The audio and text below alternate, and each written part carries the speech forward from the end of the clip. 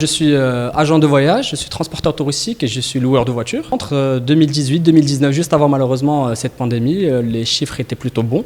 Nous étions sur un bon train, nous avions de plus en plus de touristes et donc l'activité était plutôt positive. Le Covid est arrivé, malheureusement ça a été une surprise bien sûr pour tout le monde et un choc dans le sens où du jour au lendemain, toute l'activité s'est arrêtée. Donc il a fallu d'abord l'accepter, encaisser le choc, et ensuite petit à petit essayer de réfléchir à des solutions, à la manière de nous sortir de ces situations-là. Nous, notre situation elle est totalement délicate. Il devient nécessaire et urgent pour nous de nous remettre au travail pour pouvoir continuer à espérer survivre. Les annonces de cette semaine sont bien évidemment très positives, nous les accueillons avec beaucoup de joie.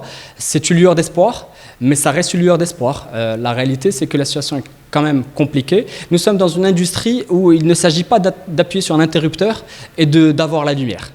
C'est un processus long. Le fait d'espérer avoir des touristes tout de suite, c'est un peu utopique.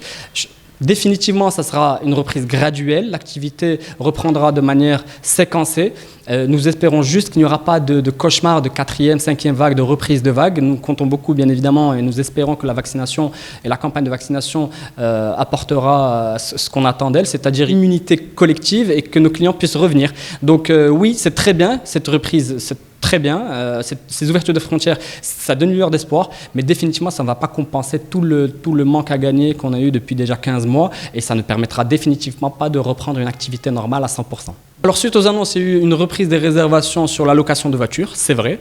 De plus en plus de gens peuvent se projeter aujourd'hui, donc peuvent réserver leur location de voiture au Maroc pour cet été.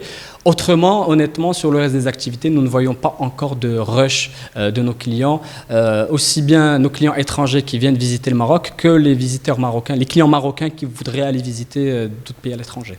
L'État, je pense qu'il doit continuer à accompagner le secteur comme il l'a déjà fait.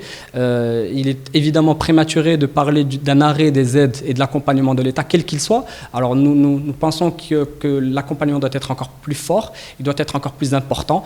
Je vous le disais, la reprise elle sera graduelle et vraiment le train sera extrêmement lent.